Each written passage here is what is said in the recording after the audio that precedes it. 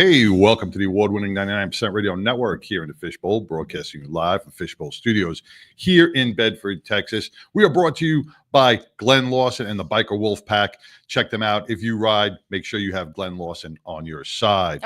Oh, we are powered by the OB. Did I say we are powered by the OBB Network? I just don't know. We are powered by the OBB Network, so you can catch us on Roku TV or Apple TV at any of those times. Welcome, Pipple. What's going on? Oh, just surviving the traffic. Just surviving. Yeah, it's Texas traffic for you. I want to start it off by wishing. Hope everybody had a very happy Easter. I want to thank everybody in Destin, Florida, in the UK, in Spain. Actually, Stitch was out in Spain, walking the bridge. I want to thank everybody in Rockwall and who turned out in Fort Worth on Easter Sunday to remember our fallen heroes, to remember those who lost their lives to the mental health battle, and we remember them for the way they lived and not in the way they died. So every third Sunday, walk the bridge. Thank you again for showing up. It means a lot to the families and friends who they left. It was a beautiful day. It was a beautiful day. It was supposed to rain, and for some reason, God opened up the skies and said, "Listen, we're going to put some sunshine on Walk the Bridge," and really made for a beautiful day. So we got some big news coming up. We got the next 2 weekends are full. If you have nothing to do, get off the couch, stop watching Judge Judy, and come and party you with should have the something 99. to do. I've been posting like crazy. You should have this on your calendar. Let's not make come on. Yeah, we've been stuff. We've been talking about this for what, the last couple of months, right? Yeah. And it's finally here this Saturday. Hops and Props at the Fort Worth Aviation Museum. My favorite. You want to jump on that? that? It's my favorite. Like we always say, it's my favorite beer festival of all time. It's the ultimate beer flight. It's at the Fort Worth Aviation Museum. Starts from 12 to 5.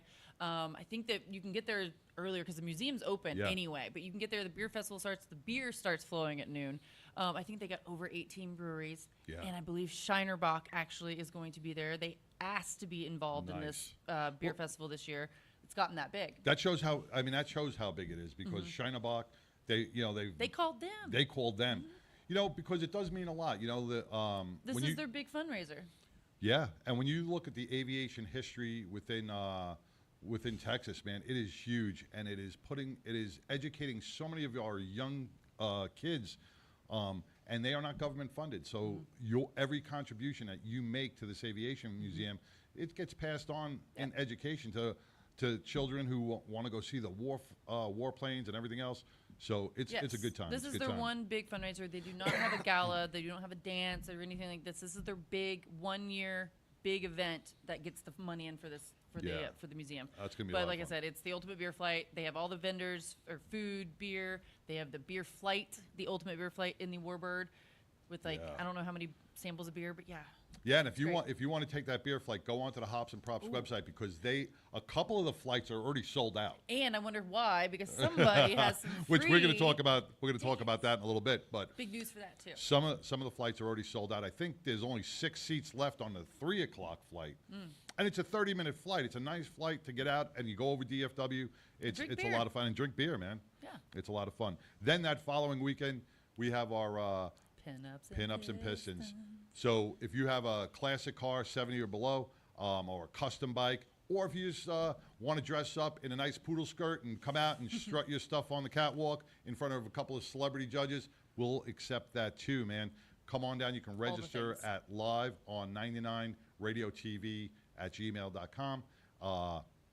Just hit us up. Vendor space is still available. There's a lot we're going to do. We got some axe throwing. There's a lot of good things going on. And that's going to be at Indian Motorcycle in Fort Worth. Pinups and Pistons. Pinups and Pistons. We got a great show today, man. We got Gordon Melton with Hunting with Heroes, who is going to be the benefactor of Pinups and Pistons. And we got Mitchell Friedman. He's one of the veterans that's coming in. He's going to explain what these hunting trips do for our combat vets. He's personally going to share his experiences, how these hunting trips heal him. And then we got Kevin Kays with a Z. Kevin Kays with Biker Fitness with Flex, and he's going to talk about how we can stay healthy because we know we always make excuse, and I can already see out of my bad eye that Flex is giving me that yeah excuses. So it's gonna be a great day.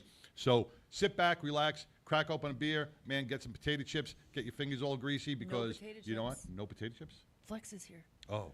Get some watermelon. Oh, get some grapes and strawberries, for Flex. Protein. And we're going to hear from Biker Wolfpack, and we're going to be back right after this. Biker Wolfpack Law is a safety organization founded by myself alongside Robert Howell with the primary focus of motorcycle safety, advocacy for injured bikers, and just general protection for those injured while riding motorcycles in the great state of Texas. Biker Wolfpack Law is a division of Glenn Larson Law Injury Attorneys, which is my firm.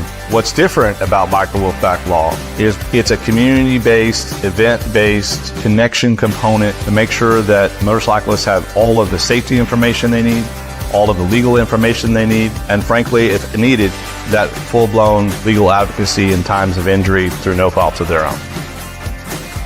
One of our big events is we do ASM classes, which are accident scene management classes, which are put on with the Road Guardians, group of riders that are usually EMTs, doctors, nurses that also ride.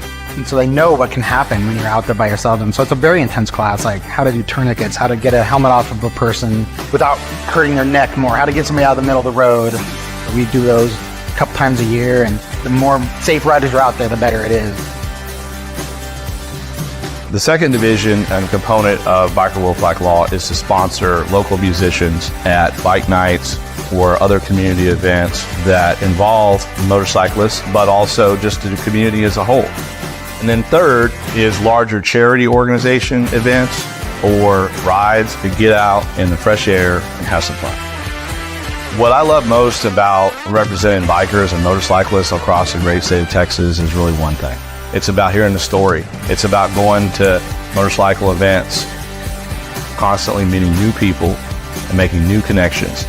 One of the reasons why I started Biker Wolfpack Law was to defeat and counteract many of the biases that are out there that, quote, motorcyclists are just dangerous. Make sure that motorcyclists are seen as exactly who they are, very hardworking, very responsible, and very dedicated individuals that deserve the justice that they need.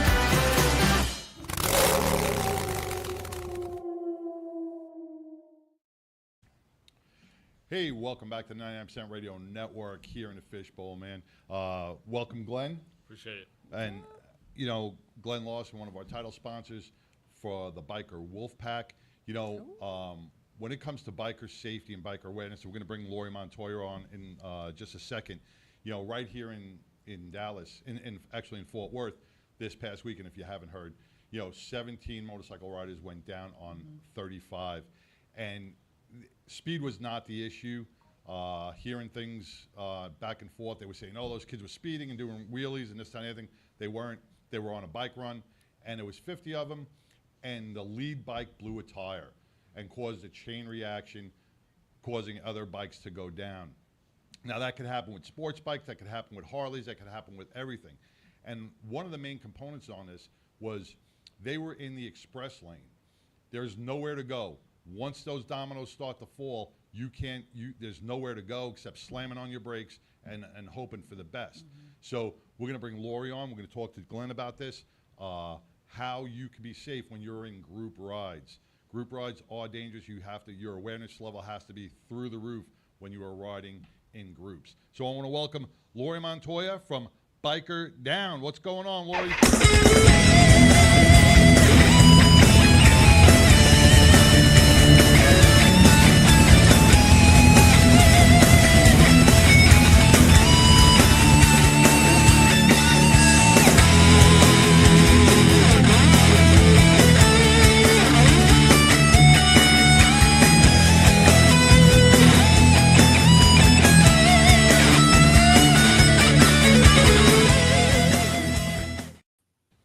Hey guys, how are you? Hey. Doing good. Where are you today, Waldo?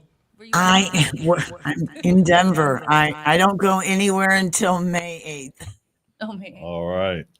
So yeah. Well, Laurie, welcome to the show again. I know you were posting it about those 17 bikers that went down. Any thoughts on that? I hate to say this, but I was glad it was tire pressure. We talked about that last week. There's, that's something that can be rectified moving forward. I'm glad it wasn't a car. I mean, and this is a terrible conversation. I'm glad it wasn't a car. I'm glad it wasn't a distracted driver. This was what we call an accident.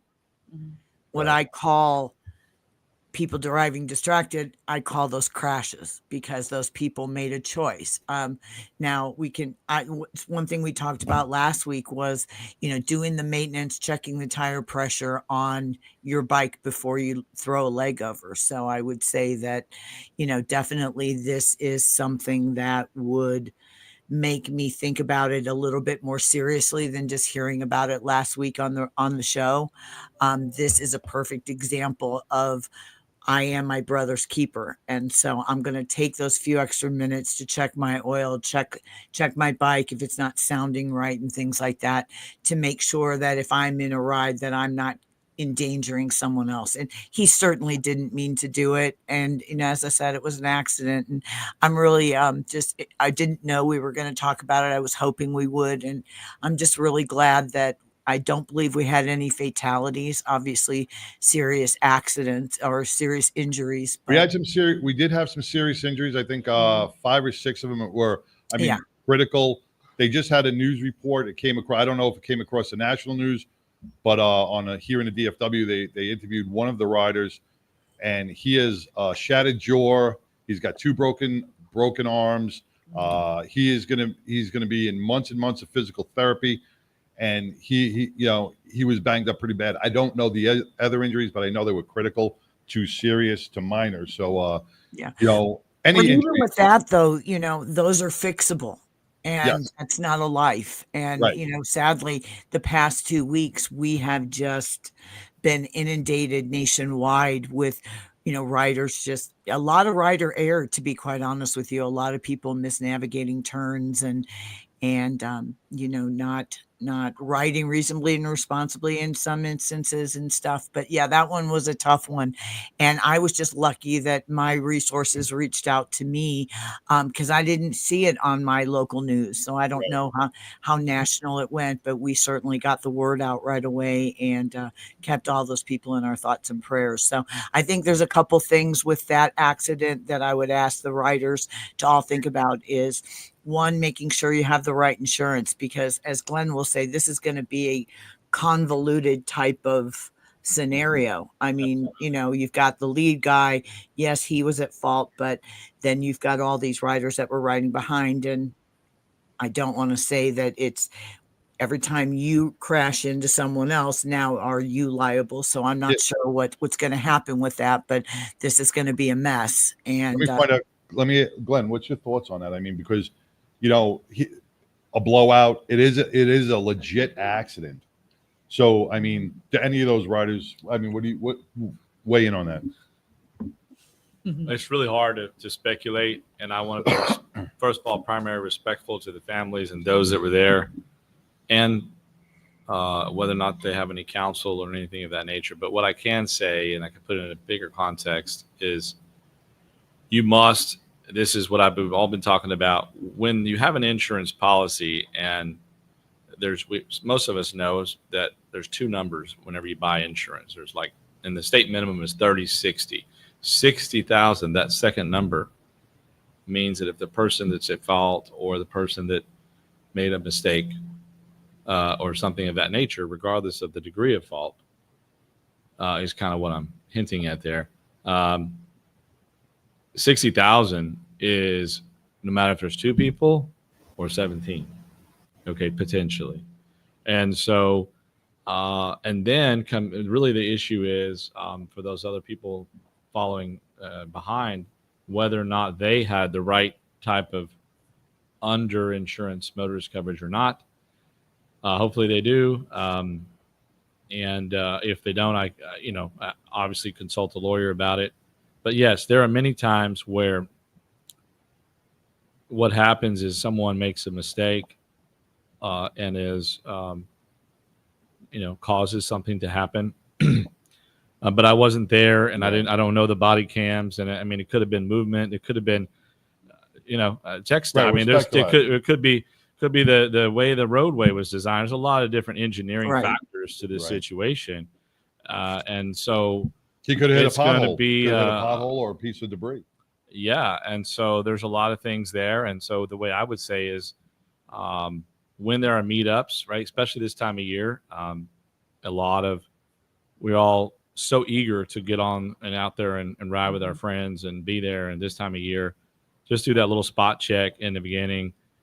I'm not saying it would have prevented from whatever happened. I have no idea. It would be not correct for me to speculate on it. But, they're like in the hog groups and the hog chapters and all different types of organizations.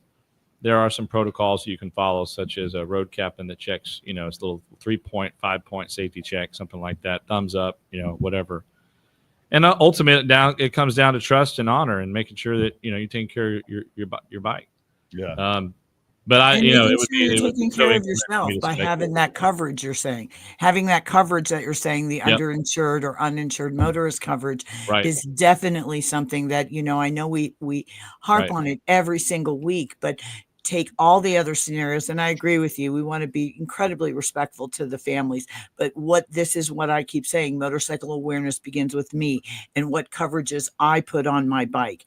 And having that underinsured, uninsured motorist coverage on my bike covers me no matter what the scenario is in that type of tragedy. That's right. Yes. I'll say one more thing. Unfortunately, probably what's going to happen in this situation is those that do have that coverage and have injuries, will be taken care of somewhat, and those that don't, frankly, probably won't. But those injuries, even that one injury, you say $60,000.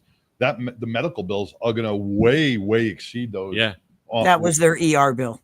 Right. I mean, those medical and therapy and it's going to be. It's going to run into the hundreds of thousands. And then there's ethical issues because it's your friends, and it's your collective. And how do you divide it up in so many ways? And even if it were 5, I mean, no matter what type of insurance is involved on the liabilities and all of that, there's going to be an insurance situation that's very complex. And hopefully the lawyers that are helping to navigate that can resolve it without a litigious situation. And hopefully the insurance companies will do the right thing and take care of it because that's what they're supposed to do. Absolutely. So that's my 2 cents on it. But it is what it is. Well, our prayers are with them, and we just thank goodness that thank you. There wasn't more loss of life or anything like that. So, thank you guys for honoring that. Yeah. I really, really appreciate it. Now, Laurie, we got, it's not a better time than now to talk. May is right around the corner, and that is going to be Motorcycle Awareness Month. Yes, it is. You got some things planned as well, right? Yeah. Well, the one thing that we're doing, first of all, May 3rd is International Female Ride Day. And I do realize that you guys have an event, but across the nation, International Female Ride is May 3rd. So we're hosting a International Female Ride here. And that gives me a great opportunity to be in front of women riders and talk to them about motorcycle safety and things like that. Then May 10th is Motorcycle Awareness Day in Las Vegas. And we have a huge event that we do in Las Vegas. And then May 17th is going road trip. Yeah. And then May 17th is the 15th year of BikerDown hosting the only Motorcycle Awareness Day here in Colorado. And we've received a proclamation from the governor, and they've deemed May 17th always to be Motorcycle Awareness Day. So we get about 200 riders, and, we have a great shirt that I think he's going to click on. And the shirt this year is one. I don't know if I can click on it. I couldn't get it. I couldn't download it. We'll post it on there. We'll post it though. Well, anyway, it says one text or call could wreck it all. So, there it is. It's really great shirts that we put together. And it's something that people wear all the time. So, there are event t-shirts that, you get them and they're great, but you probably don't wear them again. And these are something that I'm very proud that we see. Those are nice shirts. I would wear those again. Yeah, Those are really yeah. nice. Those are nice jerseys. Yeah, and I did a really light one, so you can order one. I go to BikerDown. You can order one. We'll ship it out to you. You guys have some coming, but the big thing that we wanted to talk about is I kind of approached you guys with what could we collectively do as community partners to help the riding community during Motorcycle Awareness Month, and we're going to do a free helmet giveaway. And so what we're going to do is I've posted the link, but I'm sure we'll repost it again. All you have to do is get on and sign up, and we're going to draw a winner on the 7th of May at the next episode that we do together. And we'll figure out how we're going to get, whether we're going to get you to the studio, but we want to get you a helmet that when you go in, you're going to get properly sized, because I feel that that's very, very important when you're considering wearing a helmet and you live in a state where it's an option. But many of you guys are riding out of the state of Texas where it might be mandatory. And so having a really good helmet and one that's properly sized, just because it fits doesn't mean that's the right helmet for you. I'm a woman and I used to snowmobile, and I hate helmets because they're heavy. And so I got a carbon fiber one that was much lighter and had the venting and things, and the visor that comes down, so I don't have to wear sunglasses and things like that. So I'm really, really honored that you guys are going to work with us to do that. I've talked to Break Free. Remember the helmet light? Yep. We were just talking about that. We were just talking about Break Free helmets because one of my friends, she's on here right now, Cynthia. She's also one of my buddies. She rode over to my house in my garage bar, and she had it on, and she was talking to all the guys in the garage about how she loved her light and was demonstrating it and everything. So we're going to talk to Alex about donating some for Texas, Colorado, and Las Vegas. I'm going to be sending you guys trauma kits and sending you some t-shirts. So not only do you win a helmet, but you're also going to get a motorcycle awareness t-shirt like you saw. And it's going to have BikerDown on the sides and things like that. And if I could get some transfers of Glenn, I'll put Glenn on there too. I'll get some artwork. I'll get that out to you guys. But the trauma pack is worth $50. The t-shirt's worth $30. So, we're going to put together some really great stuff so that you guys can wear it during Motorcycle Awareness Day or any day, and just tell that, we need to find something that resonates with the drivers, and something that when we put it on, causes us to think and causes us to not, because as we talked about before, even motorcycle riders can get distracted. So Laurie, really, I don't mean to cut you off, but the one thing that I heard in that interview today with that, jumping back to that bike accident with the 17 bikers, the one kid turned around and said, most of the guys that were either seriously or critically injured, and this is why there was no death, they were wearing their proper gear. We joke about sports bikes sometimes, but you got to give them the kudos. Those guys are always in full leathers. They dress for the slide, not the ride. Right. No matter what. Street bike riders can go to NBT Clothing or Tobacco Motorwear, and they make Kevlar jeans, and they're going to sticker shock you when you go to buy the jeans, but they're going to protect you from the road rash that you're going to incur.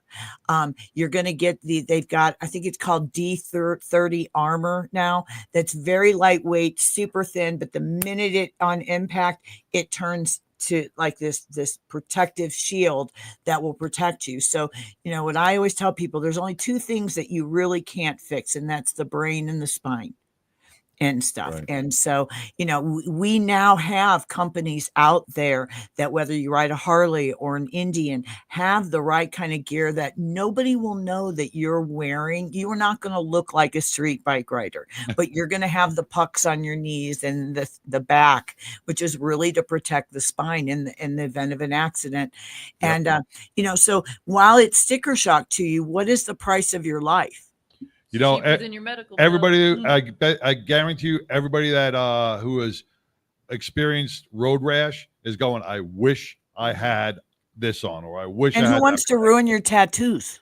That's right. Some of the other things that we're working on is at here in Colorado is we just testified to increase the penalties for distracted driving causing bodily injury and fatalities. And this is something that here in Colorado, it's a misdemeanor. So there are people that are truly injuring pedestrians, bicyclists, and of course, motorcycle riders, and they're walking away with the equivalent of a parking ticket. So we're trying to change that to raise that to a class 6 felony. I think one of the things that's the worst thing for a family is to lose a loved one or have them permanently injured and then find out that your life is forever changed, but the distracted driver's life just walked away with a fine. Right. And because they were stupid and being on their cell phone, or they were doing their makeup, or I don't do my makeup in the car. So did I say you? I need a skill mirror. But, so that passed committee. I and that will saw be a guy going the other day. I was driving. He was eating.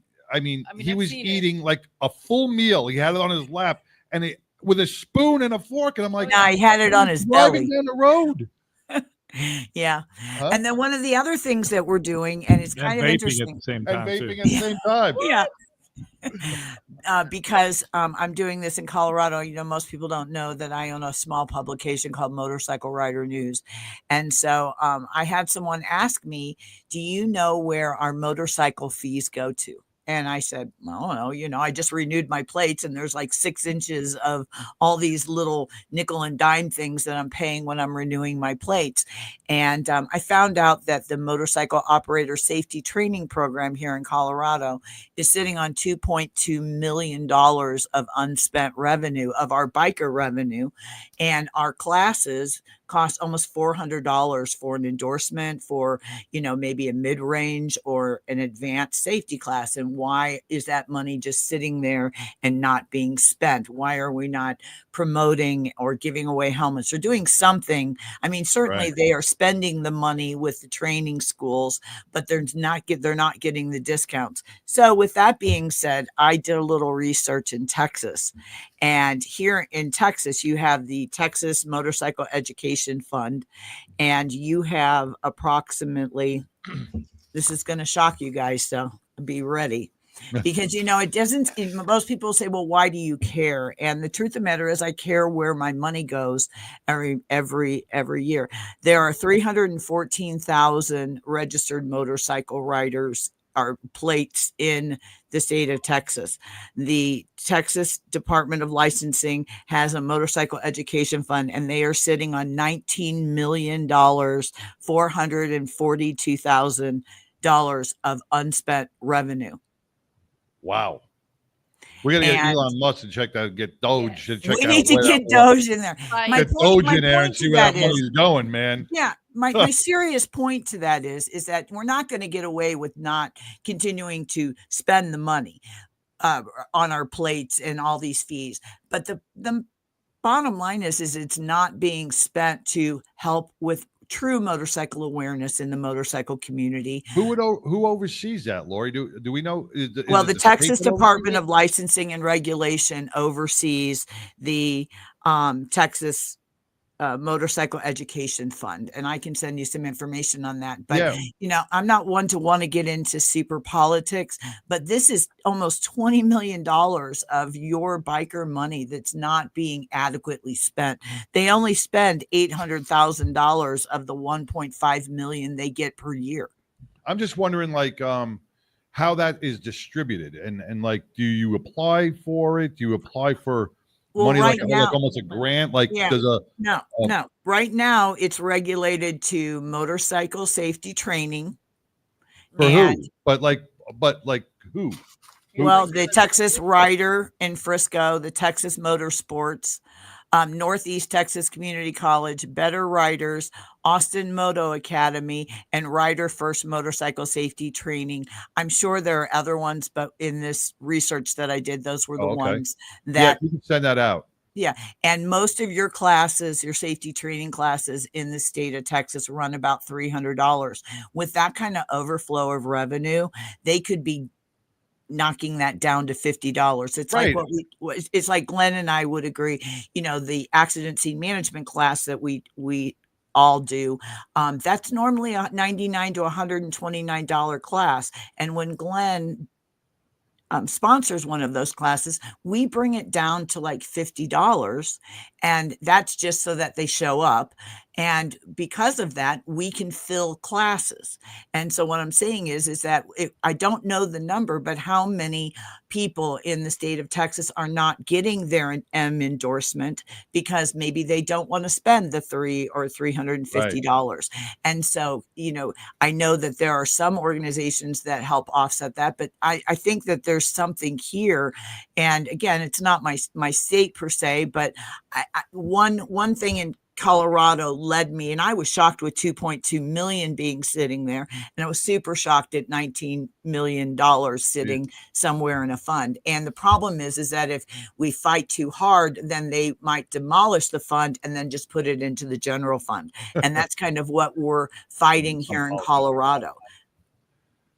Yeah. So. Wow. It's kind of interesting. I mean, motorcycle awareness comes in many forms. And so, it comes in we could take that money, Glenn, and think of how many people we could accident scene management train. I mean, everything you're saying makes sense. And I think it's also that, and one thing I'm going to prelude to what I'm going to talk about is advanced, through like some of the police motorcycle organizations that are out there that, for whatever reason, like the city of Austin, who no longer have that division, really. Yeah. And those officers now are working in the private sector, a lot of them, to teach, advanced techniques on avoiding crashes, because they've been, they're riding for their entire career. Right. And they have all these advanced techniques. And there's many of us that, frankly, need a refresher on a lot of advanced techniques. And if we had some resources to fund those, or at least allow companies to start new businesses to teach advanced courses. I mean, we all we take your motorcycle course. Okay, cool. And then you're 21 years old, you get your license and you just head on down the road, and you don't think about it until you're 40 years old and you've been riding for 20 years. And then one thing happens. And, so just, and there was one program in there, right? And I don't know in the world of, operating racing cars. I mean, those guys I do a lot of that stuff. I'm involved in it. And I make sure that we take courses all the time. Right. And so it's a kind of a touchy subject, but there's a lot of motorcycles out there that need a little refresher. And it just seems to me that these government entities are, I think their hearts are in the right spot, but what they don't have is they've lost touch with the grassroots of motorcycle riding. And that, we expect that those fees will get used. I mean, they could allocate so much to help with funeral expenses for injured riders. There was over 600 bikers that lost their lives in the state of Texas. That could pay for a lot of funerals if someone applied, at least allow it. So it just was interesting as we're going into motorcycle awareness. Started a conversation about that, Laurie. Laurie, we're going to continue this conversation. We're going to bring more of it next week. All right, but we got to move on. I'm sorry, I could talk. No, you're good. This is why we do this in the beginning, because this is such important information that's got to get out to the bikers, and repetition and repetition and repetition, so you guys continuously hear it. This is where it's so important, because we do not want to see a life lost. We don't want to see somebody injured, and God forbid, we want to make sure you ride and enjoy your day and get home safely. And that's why Laurie and Glenn bring this up, and that's why it's so important. So I want to thank you, Laurie. No worries. Appreciate it. See you guys next week. Ride All safe. right. Stay well. Thank you. Thank you.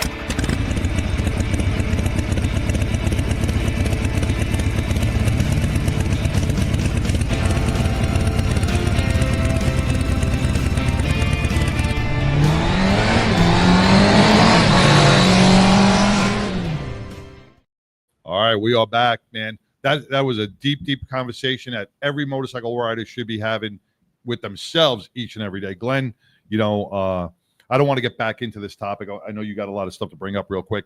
So, you guys, as Glenn Lawson and the Biker Wolfpack, bring so much to the motorcycle community. And what are you guys doing now between hops and props and pinups and pistons and everything that you guys are doing for our motorcyclists? The biggest thing is just keeping it connected to one individual at a time, and back to basics would teach you the accident scene management courses. That's kind of something we're going to be talking with a couple of bike shops at different locations, mostly in the Dallas area, and then we had a lot in Austin, but we have 8 scheduled for this year.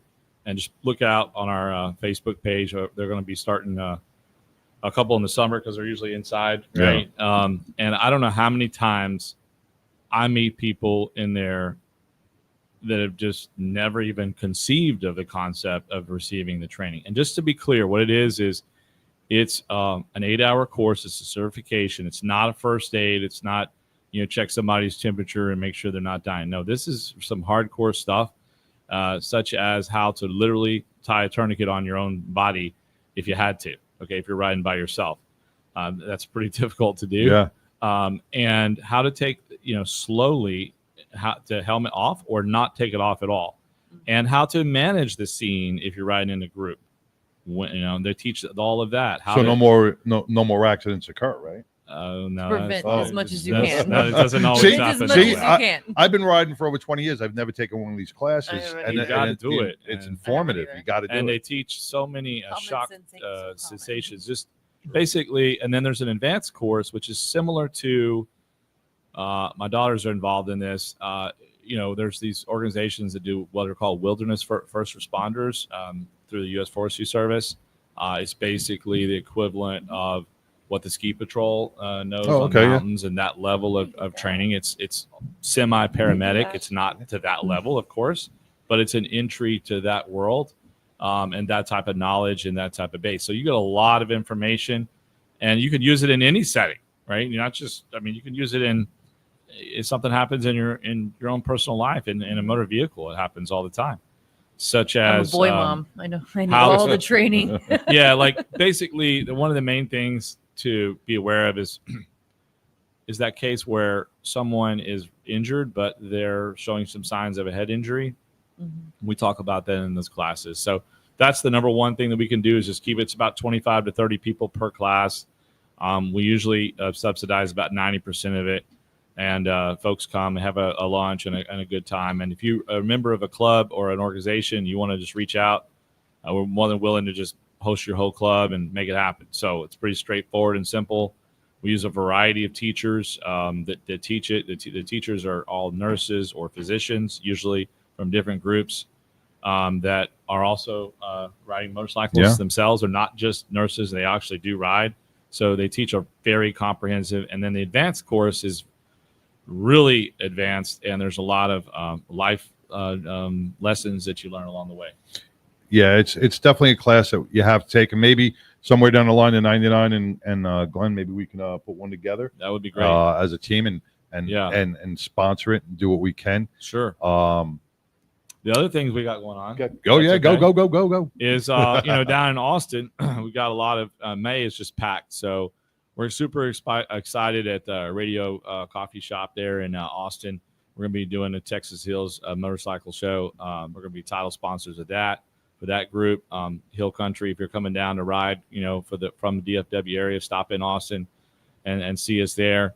And then most importantly, we're working on it, but a little teaser, we're going to be giving out some tickets, hopefully quite a few of them, to the King of the Baggers race that's going on in September at the Coda track. And I love motorcycle racing, any type of it. Doesn't matter if it's a Ducati or a Harley or whatever. If it's around the track and people are having fun. Very cool. Because those guys wreck and guess what? They survive somehow. I don't know how, but they do. At high speeds. So, right. Yeah. It's a very interesting. Proper gear. She said it. So, and a shout out to that. I don't know what the name of it, Tobacco Clothing or whatever.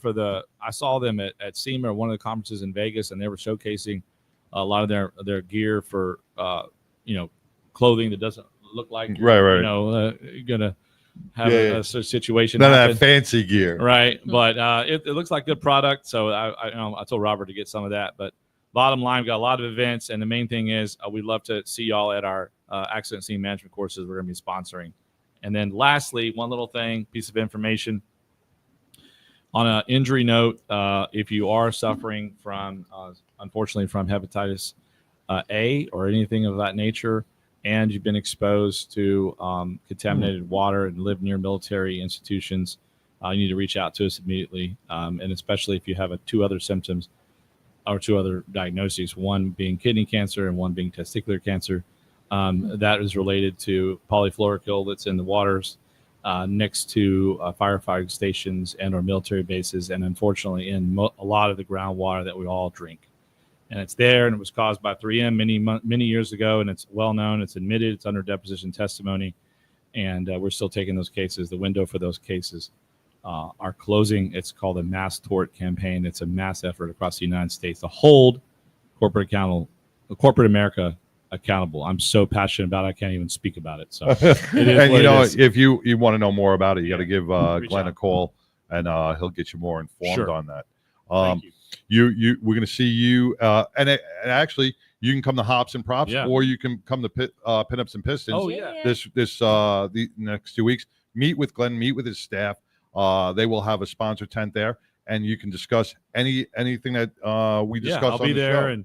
and if you need to pick my brain on anything, I'll be there, and several of our team members will be there. And I forgot to say, super excited that we're going to be giving away 2 beer flights up in the air. 2 beer flights. Ultimate Okay, beer flights. so got to be there, got to be physically present, got to enter our little contest we got going on there. Stop by our booth, enter your information, and win a chance to go up in a really nice experience and on us. That's huge. You and a that's friend. huge, man. That is that's amazing. Because that's limited seating. Only a few choice people throughout the day get to purchase those tickets and go on. They sell out so fast. Glenn's got some tickets that he's willing to give away, and that is going to be something that you're going to be talking about forever, getting up on that beer flight for Hops and Props. Absolutely. And it's a 30-minute ride. It's like $170 value. Yeah, it's too. $175 ticket. Yeah, it's a huge prize, and you get to fly around DFW and drink beer and they take you over Texas Stadium. They take you over everything, man. It's great. Yeah. It's going to be a great day. We're going to be interviewing your driver also that's with you to make sure that you can drive home safely. Just FYI. Without a doubt. Once again, speaking about really good gear, and we were fortunate enough to kind of team up a little bit, and we're going to do some further teaming up with Leather Up out of New York, and they also have some warehouses here. Motorcycle Mayhem, Johnny Rizzo, Johnny Steaks got us all connected with them, and they're going to be sending out some vests for us. So check out Leather Up for all your biker needs as well. We'll play their video in a minute, but we're going to bring in some. We talk about gear, we talk about safety, but we don't talk about our health. That's one thing that we always kind of just push to the race side, but don't bring up. Yeah. But we're going to talk about that coming up after this Leather Up commercial. We're going to bring up Flex with Biker Health and his guest Ken, and we're going to talk about how to stay healthy during the ride as well. Stay tuned. Leather Up will keep you safe while looking great with a huge selection of armored and casual flannel shirts. From beaded to sleeveless, Leather Up's got badass gear for all riders and all seasons. Leather Up with 3.5 million customers since 1999. Iconic biker brands like Milwaukee Leather and Hot Leathers to give you the largest selections anywhere. Comfort, variety, classic styling, and affordability with free same-day shipping on orders over $100. Visit leatherup.com and use the promo code MAYHEM for 20% off.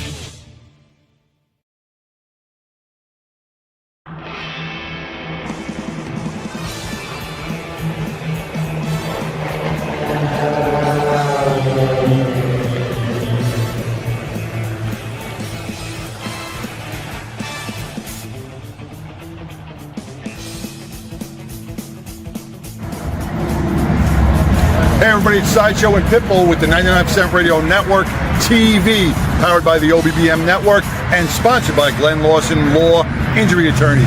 We are here today at Indian Motorcycle in Fort Worth, getting ready for an amazing event on May 3rd. Pitbull.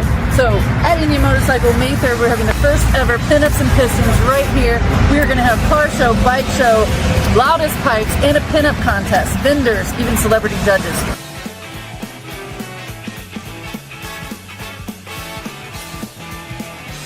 You don't want to miss this. And a Warbird helicopter. We got a helicopter coming. Indian is so big on our veterans. They are really empowering. They want to make sure that they can do everything for our veterans. And this year, our title beneficiary is going to be Hunting with Soldiers.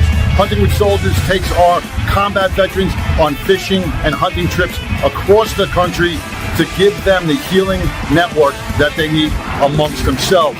So money raised from this event will go directly to Hunting with Soldiers. Let's take a walk inside Indian and meet some of the people. So we are inside Indian Motorcycle where, you know, as you can see, some of the most amazing bikes available. And when we spoke with Yolanda, there are so many veteran opportunities to get yourself a motorcycle that day or any other day, because they give many veteran discounts and incentives. So people, I mean, this really ties into the whole Battling Betty vintage thing, because a lot of these motorcycles look at the are pictures. very vintage. Look at all the vintage pictures too. I love it.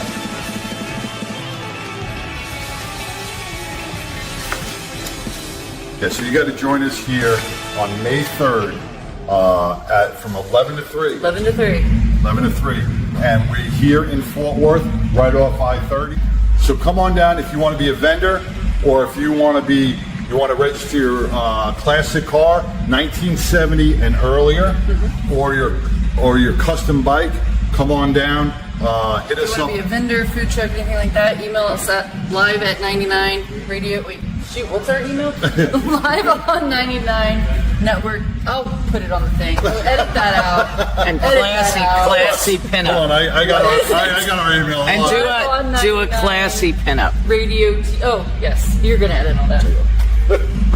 See, I knew that card would come in handy. So if you want to be a pinup vendor, register your classic car or motorcycle. You're going to email us. You can get a hold of us on Facebook, or you can get a hold of us at liveon99radiotv.com.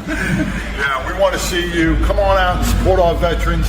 Come out and support Indian Motorcycle, and come out and just support all our vendors and everybody that's going to have a great time. So catch us every Wednesday from 3 to 5 on FBRN.us or on the OBBM network, Roku, and Apple TV. Until next Wednesday.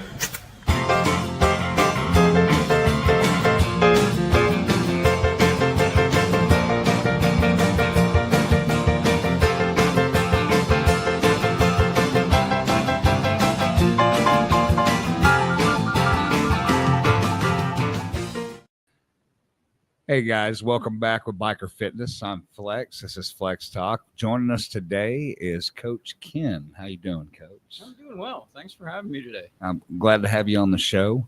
Guys, it's amazing, through the different aspects of health, wellness, and nutrition, we come across people that have different passions and also have different education, how they apply healing processes, the wellness. And, I met with Ken. We met at the Chamber of Commerce in Benbrook, and there was something about what he does. And I'm not going to spoil it for you, but I wanted to, I'm going to let him talk about what he does, and then we'll start with the Q&As. Feel free to call in. This is pretty neat about what he does on the wellness side of things. So Ken, tell us a little bit about yourself. A little bit about me. Yeah. How did I get in this arena in the first place? Yeah. My background was I worked out at Lockheed for nearly 20 years as an aerospace engineer. So hops and props, that whole arena there. I also do ride a Harley. I have a 2003 Heritage Softail. Okay. That was a stickler for being on the show. If you didn't have that, no, I'm just. Oh, okay. Is that why I got invited? Yeah, that was it. Okay, that was it. And I happen to do health and wellness on the side. Yes, sir. Yeah. So long story short, I ended up getting rather ill and had a lot of trouble finding out what was going on. And I had to step outside of mainstream medicine and start going to alternative doctors to find out what was going on. And it became quite the journey. And it was a long time of recovery. It was 5 to 6 years. I dealt with chronic fatigue. I dealt with brain fog. I dealt with depression for the first time in my life. I dealt with anxiety for the first time in my life. And when I started to come out of all that, after all the work that I did, What made you recognize that? to put it bluntly, I actually mentioned to a friend of mine that I felt like I was losing my zest for life. I didn't have to get up and go. I didn't want to go do things with people. I literally had one errand to run one day, and it was to go to the post office about 5 minutes away. And I created such anxiety over doing that one little thing. Oh, wow. And when I started sleeping 10, 11 hours a day and still didn't have energy, that's when I knew something was, it wasn't just age. Yeah. Wasn't low T. No. Okay. It was way beyond that. Gotcha. So you started doing research, or how did you? Through a family member who had some similar symptoms, was diagnosed, and what the diagnosis was mold illness. And that comes from living in a building that has had water damage. Okay. And that helped me get there quicker. And I happened to go to a conference to support my family member who's on the other side of the country. And they were presenting on this and how the toxins from the mold affect you, specifically the mold from indoors. And I started just checking the symptoms for myself. 6 weeks later, I was diagnosed. Oh, wow. And what it does is it shuts down mitochondria, our little powerhouses in the cell. It affects brain function. It actually, they've measured it, it will lower your IQ. Wow. So you start to notice those sort of things. And there's a lot behind all of it. We could spend, if you open the show to 3 hours, we could spend 3 hours talking about how you deal with mold in the person and the environment, because you have to address both. But the long story, to get to the answer is, as I became healthy and I had to do different techniques, and some of it was research, talking to other people, going to conferences on mold. At that time, I had started a consulting business. So I was working with small companies. Oh. And the epiphany came, I still remember where I was sitting when it came, is I need to help people get healthy and not help businesses get healthy. And help people get through their journeys quicker than I was able to get through them, and with better tools. Okay. Yeah. And you found this way opposed to conventional. What's been your results on that, and what's continue to have passion moving forward? Oh, the passion is seeing people get healthy, right? The folks that typically come to me, they're dealing with chronic fatigue, brain fog, gut issues, so bloating, diarrhea, constipation, and they're not getting answers from Western medicine. They're getting things to help them manage symptoms. Okay. And what lights me up is to work with someone, and within a month, they start to see positive changes. I wonder how many of our viewers have ever dealt with any of that. What do you think? Yeah, you have, Glenn? Just to chime in, a lot of the symptoms that you're talking about too, fatigue, no energy, post-traumatic stress, mimic the same exact symptoms. If you have any questions, you can call us at 214-556-6239, 214-556-6239. I can't imagine how many people just here probably in this room have felt this, and we don't know that if we are being poisoned by mold, how many leaks are in the buildings that you work in for 20 years, or the precincts, or the firehouses, or going overseas as military, the stuff that you're exposed to. Oh yeah, and Pitbull, it was chronic fatigue. It wasn't fatigue from smoking chronic. Is what I was talking about. I didn't know if you were confused, girl.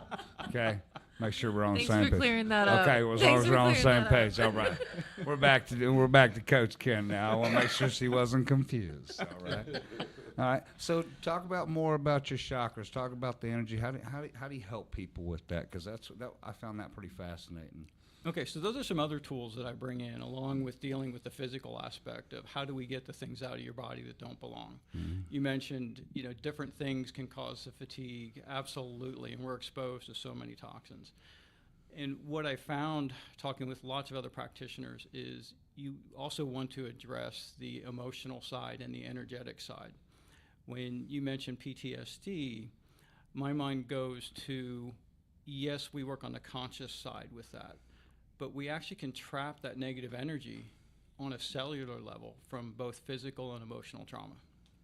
And consciously, we don't know it's there. Subconsciously, it's there. And that can cause different changes in emotion and mood. It can cause physical pain. And there's actually techniques out there to identify and release that trapped energy, even though the person doesn't realize that it's there. Because I think some of us actually use the motorcycle as our outlet, as our euphoria, as our escape. What about you? Absolutely. Yeah. Wind therapy. Absolutely. Agreed. Yeah. We all feel certain things. I was diagnosed with post-traumatic stress 3.5 years ago, and I'm feeling those things. So, like I said, what you're bringing in general nutritional health by eating right, a correct diet, even working out with Flex, these things will regenerate the cells. These things will put you into a different mindset and start to heal you gradually. And before you know it, you're like, wow, I'm feeling a lot better. I'm eating healthier. I'm not putting all these toxins in my body. I'm flushing all those toxins out. What's the best way to actually flush some of those negative toxins out of your body? Yeah. And Kate, you were talking about something, Coach, as far as those that exhausted other measures, talking with the doctors, things of that nature. Expand on that, what we were talking about, as far as when they were looking for questions or they were frustrated by the time they're coming to you, they're at this point. What was that on some of your clients that you've had in the past? People coming in, I'm trying to think of some of those. I've helped people. Now, I can't help as a coach. They still have to go back through their doctor to reduce their medications. But people coming in taking something for anxiety, something for depression, somebody taking stuff for cholesterol. By doing all the different things and what you do, lifestyle, diet is a huge part.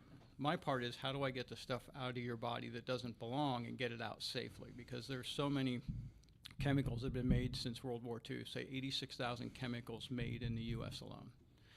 They don't have to be proven safe. They just need to be registered.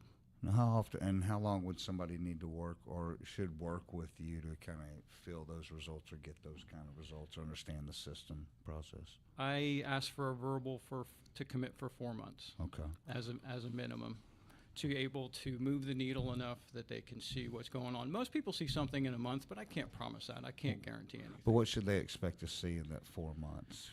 Overall. If they have low energy, their energy should start to come up. If they're having gut issues, they should start to subside. Whatever their symptoms are, because the programs are customized based on what you're dealing with and what order we go after things. When someone comes in, I will be honest, some people, it's a year-long journey. Okay. To do all the work and get to where they feel good again. They don't need to be taking the supplements. They may have been able to get off of their medications. Gotcha. Well, Coach Ken, it's amazing to see that there's so many different aspects of being in the wellness arena, where it's not a cookie cutter approach to take care of our society. Yeah. But coming on, letting us know what you do. Now tell us where they can find you and how to get in touch with you. Sure, absolutely. So the name of my business is Rabbit Hole Health Coaching. Okay. Why? Because chasing your health can be like going down the rabbit hole. Okay. And so the website's rabbitholehealthcoaching.com. All right. Phone number is 866-570-1827. All right. And I work virtually. Phone number is 866-570-1527. And call him up for a consultation. And, if anybody, when you do try it out, feel free to call the show. Give us some feedback on it. Coach Ken, we appreciate you having you on the show. Thank you for coming out. Thanks for inviting me. Appreciate it, folks. Thank you. We're gonna have you back. It's just that we're running a little behind on time, but yeah, we're definitely gonna have you back, and we want to hear more about.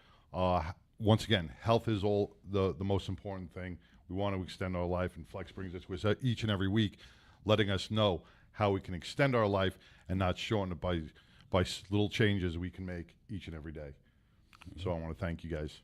Appreciate it. Thank you. Thank you. Coming up next, we got Gordon Melton and Mitchell with Hunting with Soldiers. Once again, talking about how you can de-stress with simple techniques and simple little trips and taking care of your own body right after this brief message from Glenn Lawson Law. The reason why I made the decision to found and open Glenn Larson Law is for one simple reason. Every single client deserves to have their voice heard, their recovery made, and most of all, the closure and the compensation that they deserve. It has been my personal mission and personal dedication to making sure that every single thing we do with every ounce of loyalty, honor, certainty, and absolute unity to make sure that our client's story is told every single time. This is why I founded Glenn Larson Law. Me and Glenn go way back. We first met in middle school. We were in high school together. We also worked together in college, waiting tables our first couple of years of school. And so we worked in the service industry together for a few years. So that kind of kept our tight bond together. At Glenn Larson Law Injury Attorneys, we are passionate about serving our clients by honoring their stories, their voices, and their recovery. Our firm is built on the foundational principles of honor, certainty, passion, unity, and loyalty. To achieve our vision, we uphold our loyalty to our clients, each other, ourselves, our families, and our clients' families and friends In every single thing that we do. We are dedicated to providing exceptional support and guidance, ensuring that every client's journey is respected and valued. With absolute certainty, we stand ready. Call us. We are here to serve you in your time of injury, to make sure that you receive the compensation, the closure, and most of all, that your story is told.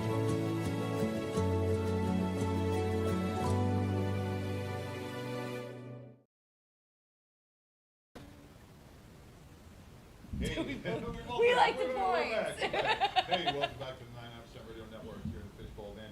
I want to thank Glenn Lawson, I want to thank Flex, I want to thank Ken, and Laurie Montoya so far in the show for really raising the bar and raising awareness on either motorcycle safety or physical health, and that's what it's all about. It's getting yourself back in tune with your body instead of just sitting on the couch and vegging out. Tune yourself like you tune your bike.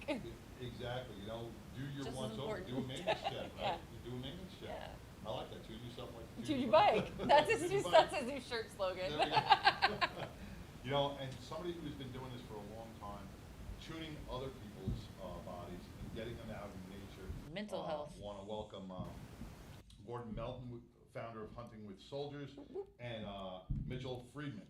The Gator guy is what I'm told. Welcome, guys. Thank you for coming to the show. Thank you very much. Hunting with Soldiers, it's been a proven fact that getting out in nature, all our combat heroes out there who've really done so much for our country, and you give back to them by, they come back, Chaz Taylor put this out on his page the other day, and he turned around and says, we're all broken crayons. He goes, and that's okay, but we still color, right? And we can be broken. No matter we're allowed to be, but it doesn't mean we have to stay broken. We can get out there and do things to really enjoy life once You can again. break it all back down, melt it together, and rebuild yourself to a bright crayon. It's Right. funny you talk about broken crayons because we always talk about how the Marines. Marines eat crayons. It is we can be fixed. Maybe not the same way we were, but we can still have a normal life and still move on. And with Hunting with Soldiers, you provide that aspect of nature and bonding with other combat vets. Correct. We do all expense paid hunting and fishing adventures for combat veterans of all wars. We don't require any of them to be injured in combat because 98% of your veterans suicide never had a physical injury.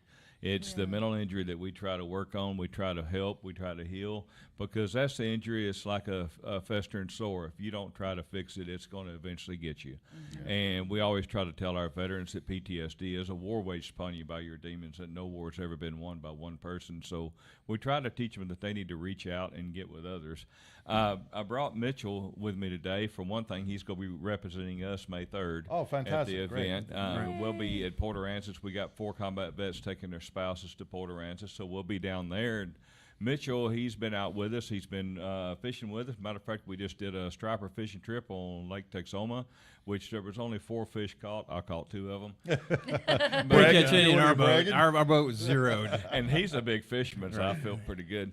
But no, we did a gator catching trip, not killing trip, catching trip. Nuisance gators. Right, and out of Beaumont, Texas, with Gator Country, and it was on the EarthX TV. It was on the called Gator Savers. It's episode 8, Pipe Dreams, and it's gonna air in about a week on EarthX. So you're jumping on gators? I'm picturing like you got bored Literally, with noodling and you decided, I wish I should have noodling sent got you boring. guys a picture. Yes, he literally got on there and got right behind the gator's head and grabbed him out, and another guy taped it up. And we jumped in like a drainage ditch and had to crawl in this drainage ditch in the mud. Even more difficult. Yeah, it's gonna air. I think another episode in a week on Channel 267 on DirecTV. It's funny you say this because I just saw a thing. I do like gator meat though. I just saw a thing on TikTok.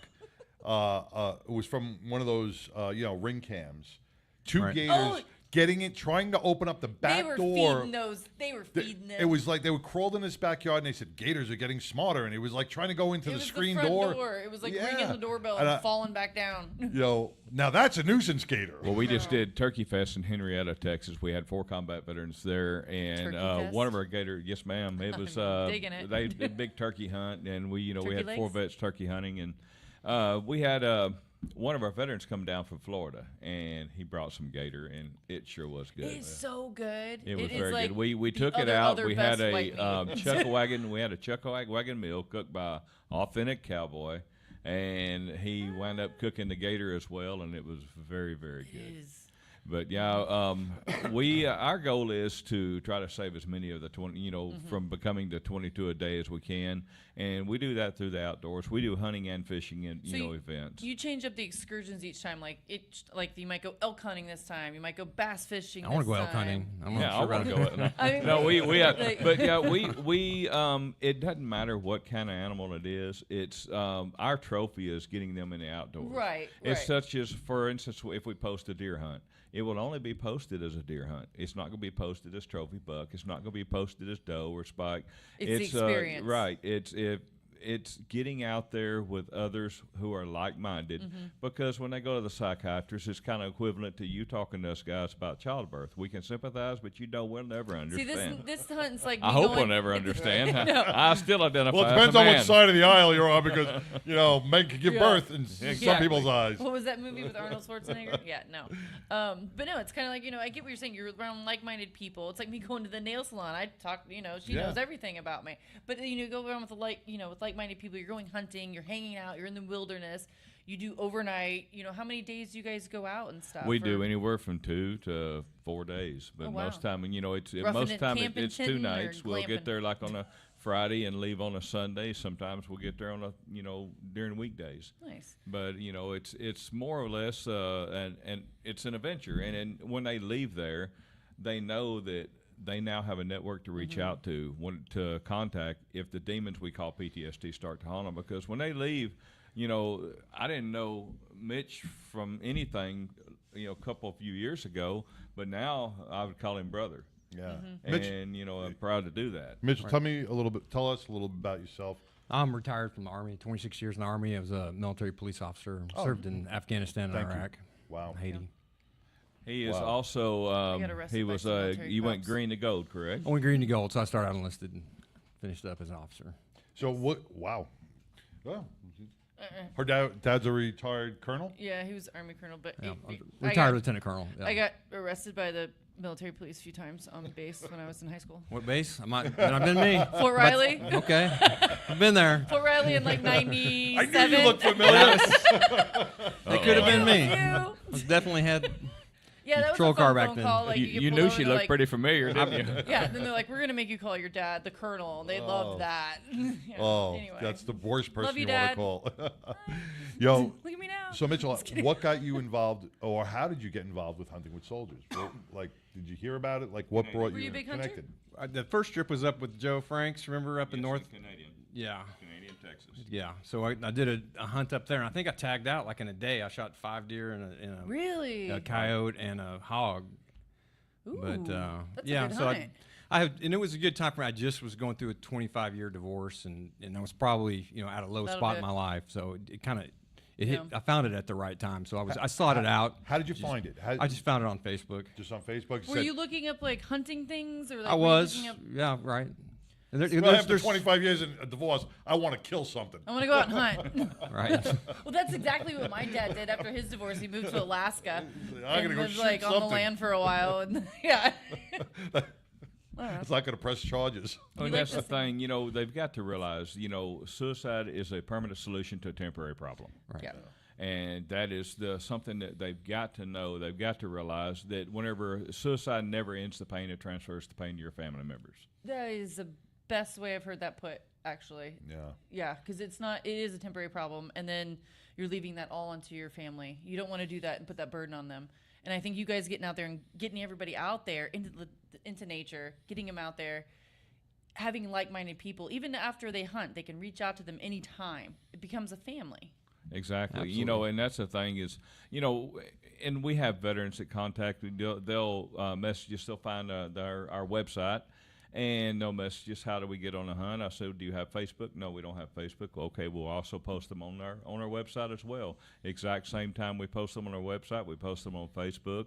And that's how people find us, huntingwithsoldiers.org, or our Facebook group, Hunting with Soldiers.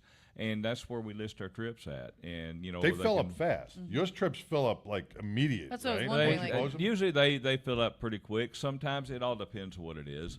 And, talking like 6 months in advance? We Like, are do, we talking? do Like- hunts for, for combat veterans, just regular hunts. We do what we call sweat equity hunts, Mm-hmm. where they get out there, they'll hunt in the morning, they'll work for the landowner, do Ooh, I like that. clear brush, fix feeders, whatever, and then they'll hunt in the evening. And we do fishing trips as well. We also do children of combat veteran hunts, because what better way for a combat veteran to heal than to get out there on a hunt with their kid? I like that. Yep. I like that. Because so many, we hear this so many times when a family member is dealing with post-traumatic stress, not only the spouse is feeling the pain, the children feel Mm-hmm. that pain. And they don't know how to process it. They take it They in kinda on know this. what's going they on, but they they don't kind know of say what's it's my fault. Kids will always turn around and go, well, he doesn't love me, and it's got nothing to do with the child.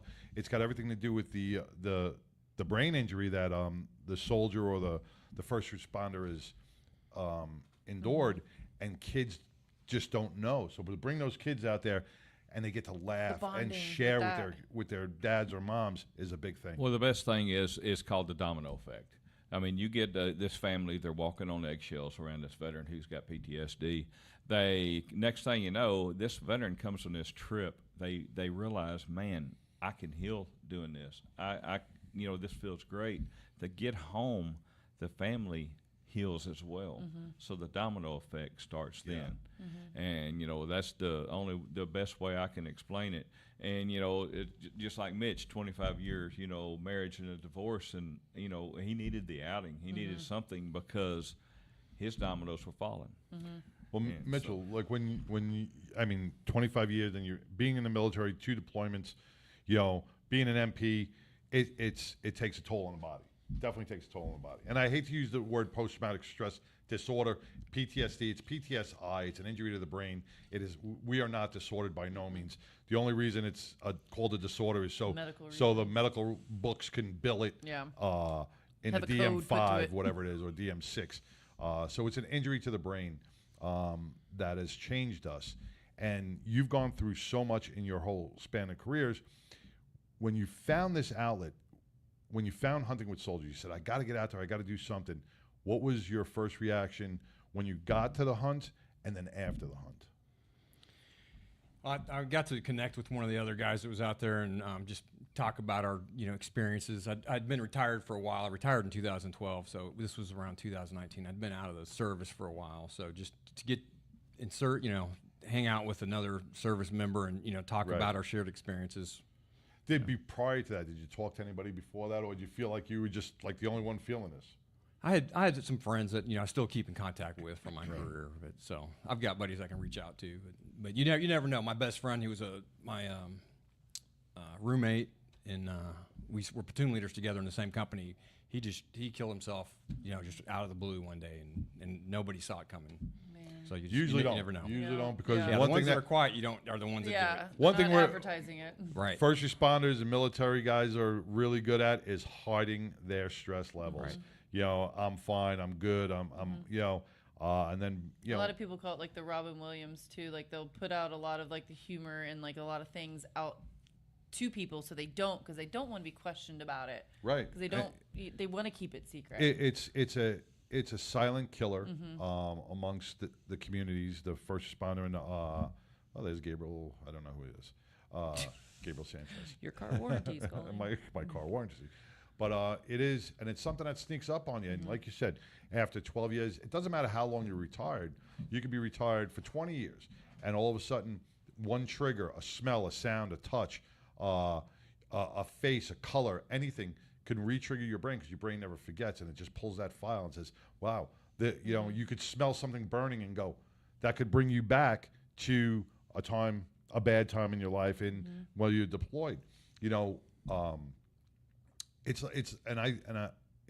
like music. You hear an old song, your brain an earworm right, your brain like if you hear an old song and that song brings you back to a great memory, you can go, wow, that was 30 years ago, 20 years ago, right, or a bad one. 20 years ago, I remember that song. I was in this bar. You can almost see the bar that you're in when you heard that song, if it's a good memory, or if it's a bad memory. You hear that song, I was in the car breaking up with this person or whatever, but it's vivid. And first responders and veterans go through that same thing. And it may not be with music, but it could be from anything in their surroundings. And it triggers you, and you have no control over it. And that's why hunting with soldiers, you get out there with like-minded individuals that say, hey, brother, I got you. I got your back. I like that it's a different avenue too, because I'm sure, like, I don't know if this was your case, like you went through, maybe saw other groups that you maybe went through and like, is this right? Do I want to do this one? Do I want to do this one? But you didn't want to sit in a room and you didn't want to talk about your feelings, and this was something different. It was a different avenue. So I like that there's different outreaches that have different things. You're not just sitting there like you feel like you're going, Some people are on the couch people. I'm not a social person. I'm not going to go in there like, hey, I'm open book. My mother hated me. I'm going to gradually go into it. I want to do something. I don't want to necessarily make it about that, but it will turn into a healing process. It's not like you're going into it like, I need to talk about my feelings. They might not ever bring up anything about anything. Well, that's the thing, is we never ask. Yeah. And you don't want to ask because you don't want to try to bring up their nightmares.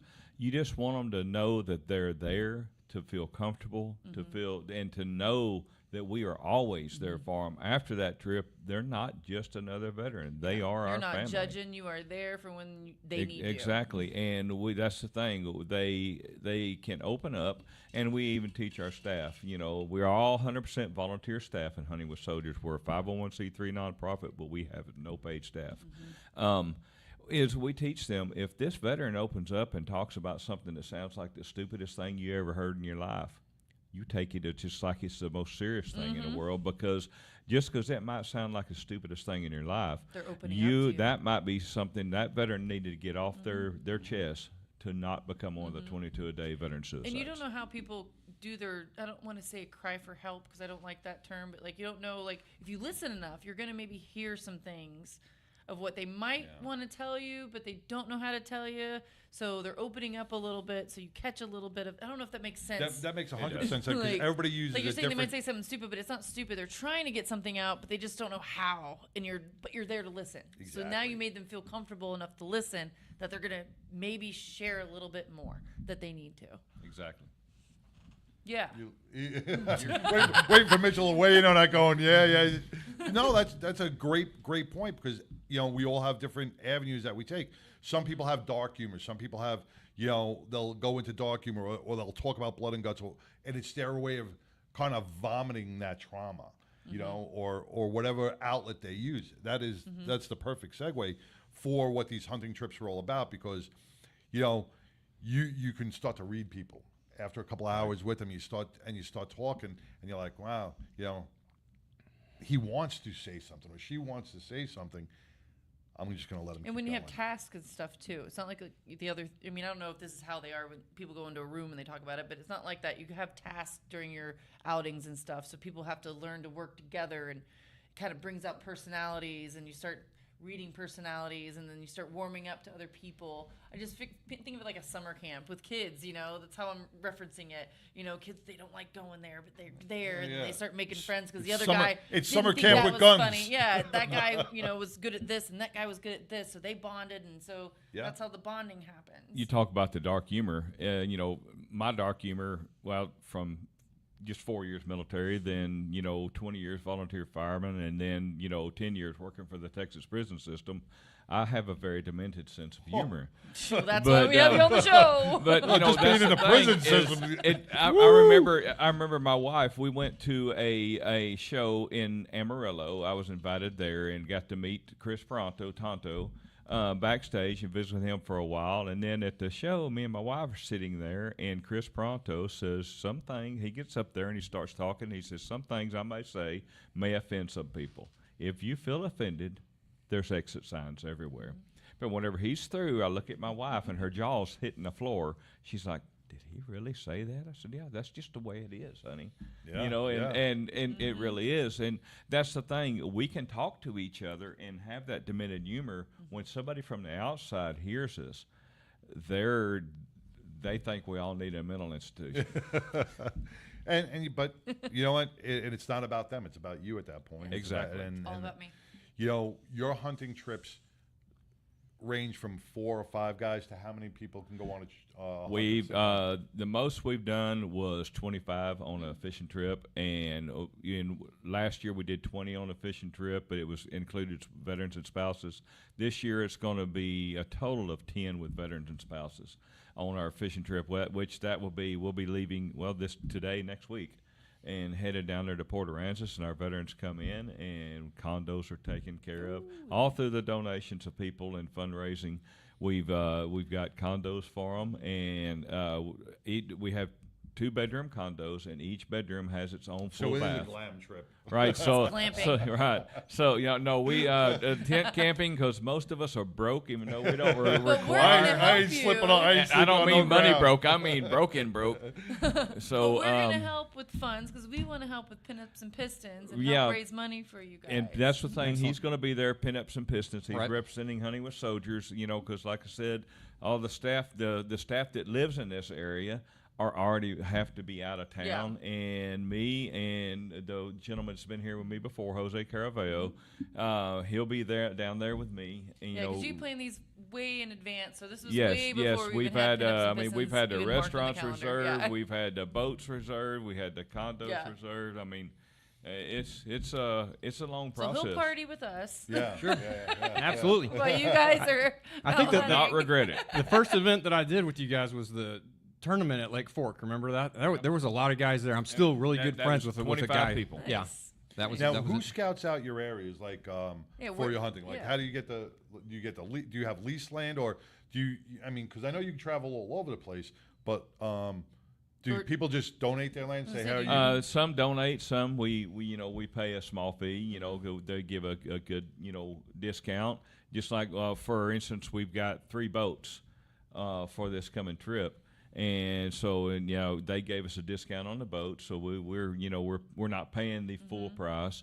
And same with just like the food. One of the restaurants actually gives us half off on the meal, and that really helps out. Help. So I mean, they've done that every year. I mean, this will be our 10th year at Port Aransas. Getting our so like when you find there. when you do the hunting, like when you have to find somebody that has a deer lease and they let you just kind of we have deer leases. Kind of we have people that own the land that let us go out there. Matter of fact, in Paducah, one of my field officers has a couple of places, and we get our veterans there. We and my wife's family, we have a little farm there. We go there. So far this year, we've gotten 47 veterans out, and we're by the end of May, it will be, I think, 65.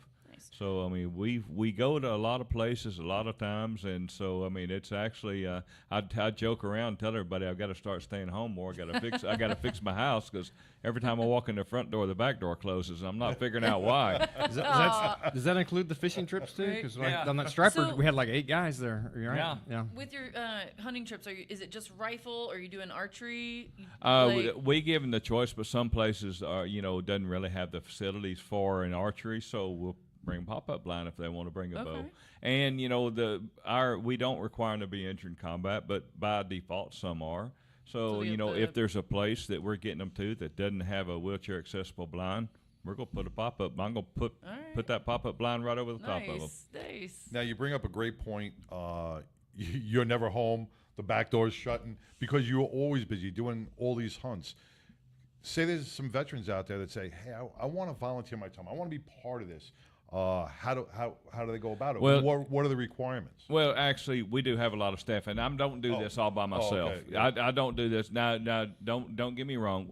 We have some excellent staff that go out on these trips as well. That go out and do these things. For instance, we've got a crew down there in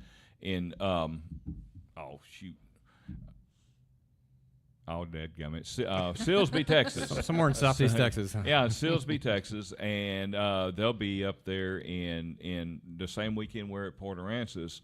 They're going to be in Llano, Texas, for a hog hunt / possible turkey / also probably fishing as well. I want to volunteer for a hunt. So I mean, so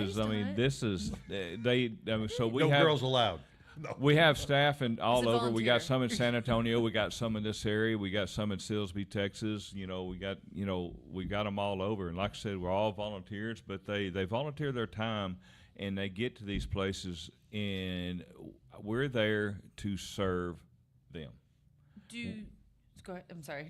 That's our job. We're there. We cook. We clean.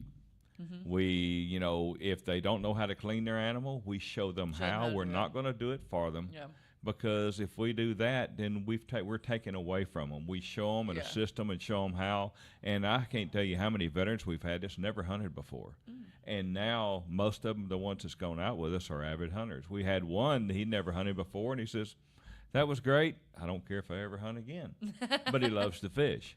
So, but do you just it's all supply about the getting them out. gear? Is that because you said you have people that show up that never done it? So I'm assuming you maybe supply the Right. We we'll bring extra firearms if they don't have one. We have them for them to use. We don't give them a firearm. The reason we don't do that is because for the money we'd spend on that, we can get more veterans in the outdoors. And the same with fishing gear. If they don't, now the boats we're going out in Port Aransas, they supply all gear. That's part of what we paid for.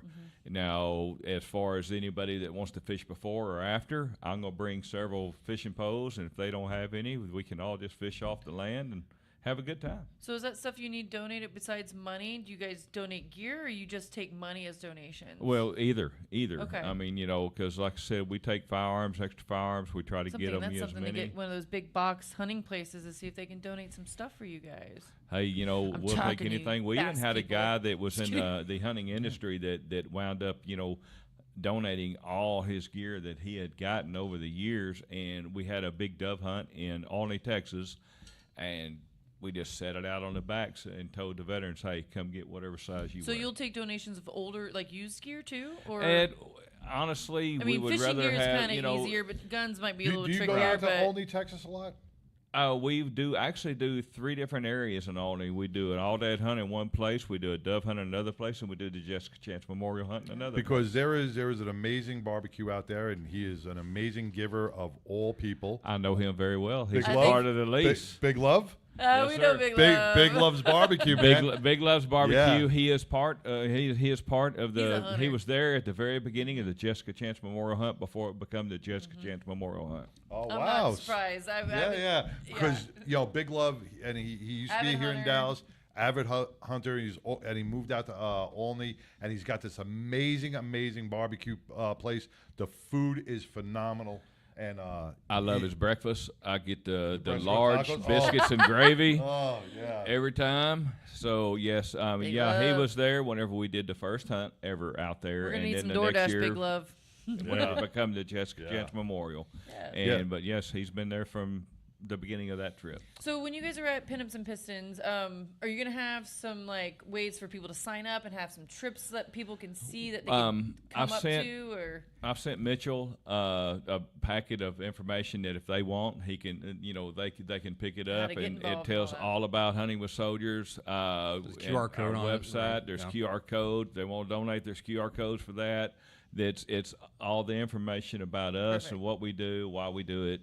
And like I said, and it gives our website and I believe our Facebook as well.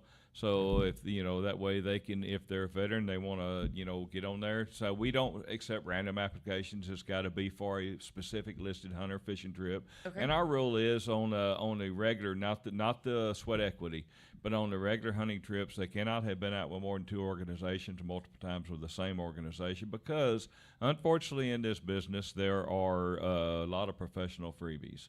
And they forget the saying, "I am my brother's keeper." I didn't even but think as about far as that, like Shame on our on sweat you. equity trips where they go on, they can go on several because we're helping the landowners. Right. And then they go like the Children of Combat Veteran hunts and stuff like that. So there's several different ways that they can participate in our organization. great. And we'll have all that there. I'm so excited to have you guys there. I'm so excited that we put this all together. Yeah. Well, did you're this going for to you be so guys. excited to have Mitch there, and Yep. It'll be a lot of fun. I've I'm got looking forward to one, it. possibly So- another veteran that will possibly be there to help that's been on our trips. Better be in the And, 1950s outfit. To me, these guys. I see the slicked back hair right right? now. I Yeah. see it.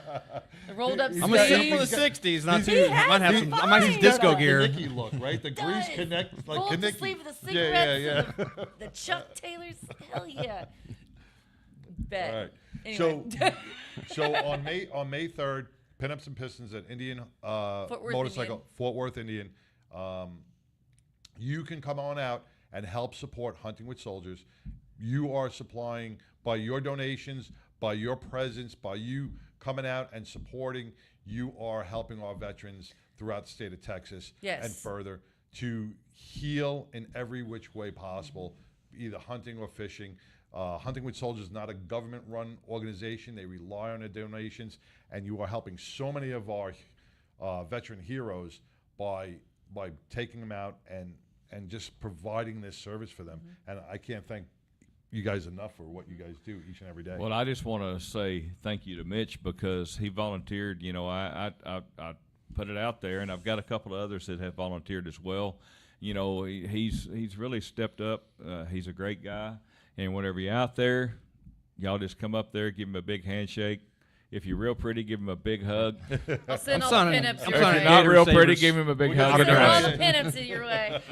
Since I'm going to be there, what time does that event even start? So here's how it goes. If you are a car or bike and you want to register to be in the show, registration starts at 9 a.m. It's $30, and every penny collected from that registration fee goes directly to Hunting with Soldiers. Oh, that's awesome. So the event actually starts at 11, but the registration starts at 9.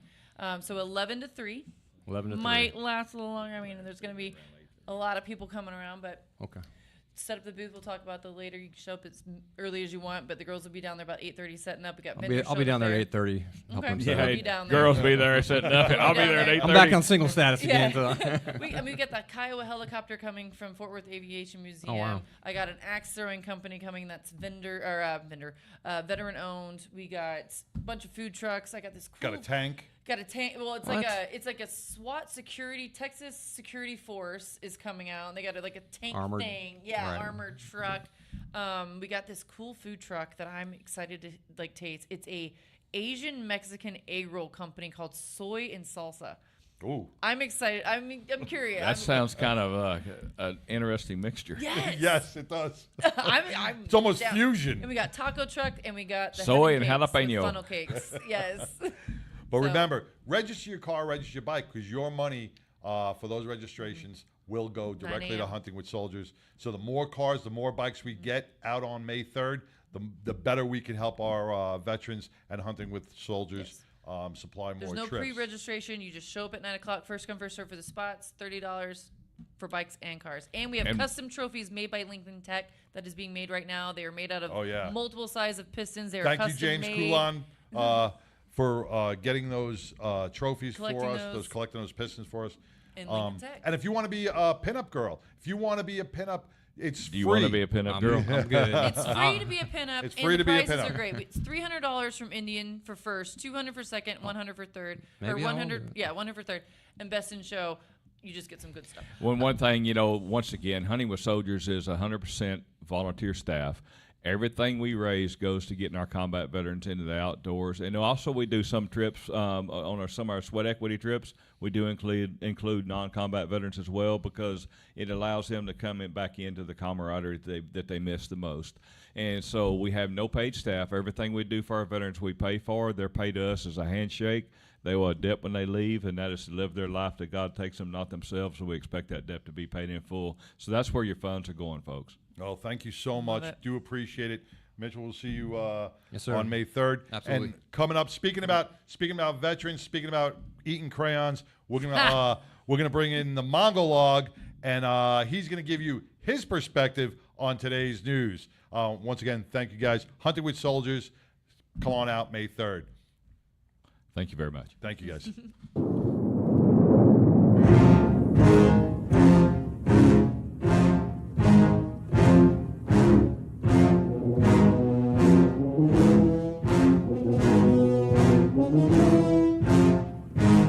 Mongo! Santa Maria! Never mind that shit. Here comes Mongo! I really like that opening. All right, guys, here we go one more time. Today's Mongolog is titled Human Extinction. I have suffered too many concussions and too much serious head-to-toe trauma over my years. When I started researching this week's Mongolog, it was on a completely different subject. One article led to a different story, which transitioned to another perspective on the topic, and the next thing I knew, my scattered brain went totally off the rails and in a different direction altogether. Brain damage indeed. I say it's nothing short of genius. So this Mongolog is a week delayed, but here we go. There is more genetic variation in a few troops of wild chimpanzees than in the entire human population. Lack of genetic variation is never good for a species' survival.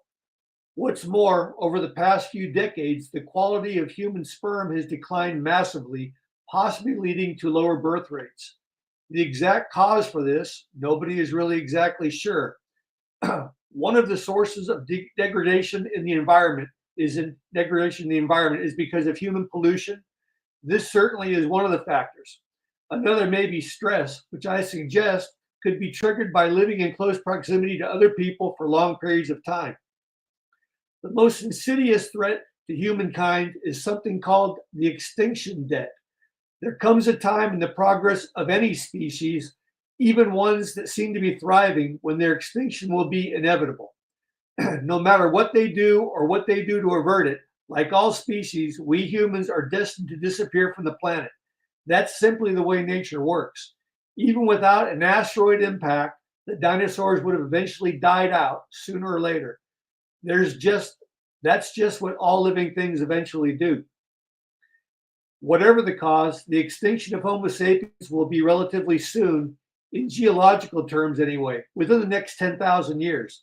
Homo sapiens are therefore essentially a dead species walking. Evolutionary theory suggests that species succeed when they are sparring partners, when they have sparring partners. We need to fight because we thrive with competition. When the competition is eliminated, stagnation sets in and the species becomes more subject to circumstances of the external environment as well as the forces acting from within the environment. Short of a nuclear weapons exchange, the release of another bioweapon, or an actual unexpected natural phenomenon, such as a collision with a planet-killing comet, life on Earth probably isn't ending anytime soon.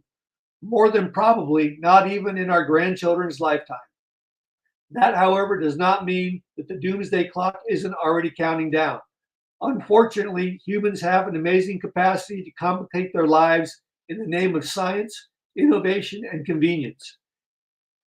If we keep moving forward with our convenient solutions and our exciting, that's so cool ideas, we may be on the off-ramp to extinction already.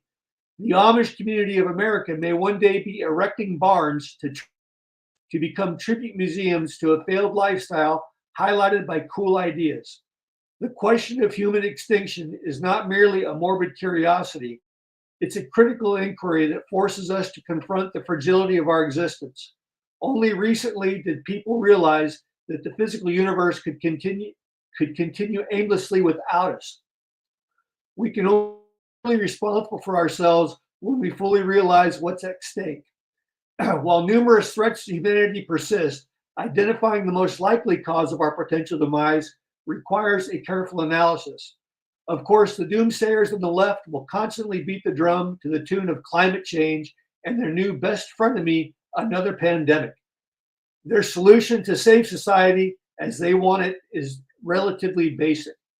They want the elimination of all fossil fuel engines and the total reliance of our society on wind and or solar energy, regardless of our current technology or infrastructure in existence to support this transition.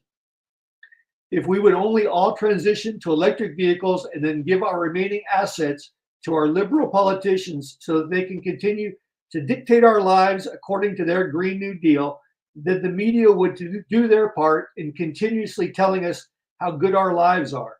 Of course, total submission of our free will to our democratic overlords will be required, although the rules for us wouldn't apply because they, of course, know what's best for us. Let's just wait for a second. Let's take a look at a more unbiased explanation for the possible and unpredictable future demise of humankind. Human societies have experienced climate change since the development of agriculture some 10,000 years ago. Human societies have changed adaptively in response to climate variations, although evidence exists that certain societies and civilizations have collapsed in the face of rapid and severe climate change. Now, if you lean left, you tend to listen to the left-leaning politicians and news broadcasts. You would think that we are on a rapid decline because we fail to recognize what we are doing to our environment through modernization and, of course, driving cars. This last part is slightly confusing to some, or some might say hypocritical, because it's okay for them to fly private jets at obscure costs to both their war chest and the environment, but they can tell us what a horrible job we're doing to the environment by driving our cars to work and their bash capitalism rallies. So what are some of the solutions, if any? Universities with multiple areas of expertise and the commitment to interdisciplinary research may be the best suited leading to a solution. Universities can actually play a critical role in protecting us. Unfortunately for us, most universities are under the control of liberal douchebags that have sold their souls to the liberal left. Governments tend to be short-sighted, non-government organizations tend to have limited resources, and corporations are not incentivized to protect humanity. They only care about their bottom line and paying their CEOs gross salaries. Throughout world history, growth in global population follows a flat line for most of human history, and then, at the turn of the Industrial Revolution, the line shifts to a nearly vertical line, like a hockey-shaped stick, as the population exploded. The same graph pattern exists, technology and innovation. Flat for thousands of years, and then suddenly along came germ theory, telephones, airplanes, and the internet, all within a few hundred years. Sadly, a graph showing the increasing destruction of our environment has the same shape, too much, as the hockey stick, and unfortunately, it leads to our eventual demise. So, shit, hang on a second. I just lost my entire roll. Here we go. God damn it. Hold still. My screen keeps rotating on me.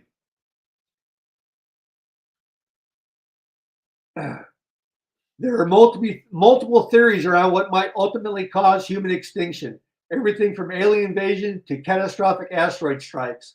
Some risks to humans' life are more plausible than others. Researchers have a name for these. They call them existential threats. Nuclear war, of course, pandemics, and climate change, as well as AI. Researchers philosophize intelligent robots, unintentionally unleashed on the world, might impose widespread surveillance on humans or outpace us physically and mentally. That would usurp the dominance on the planet, and for many could fundamentally alter what it means to be human.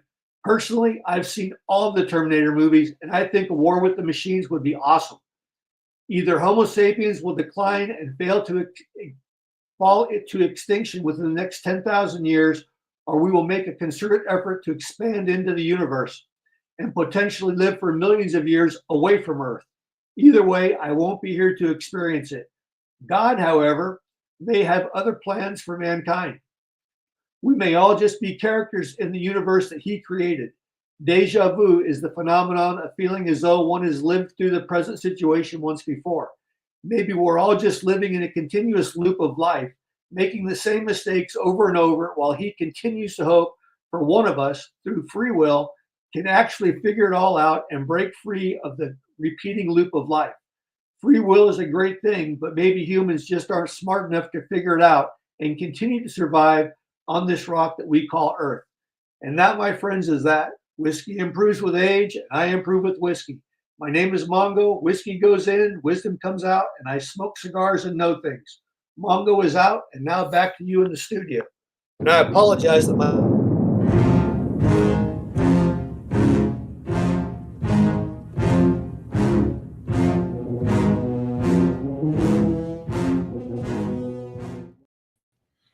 Hey, Mongo, what an amazing Mongo log once again. Always.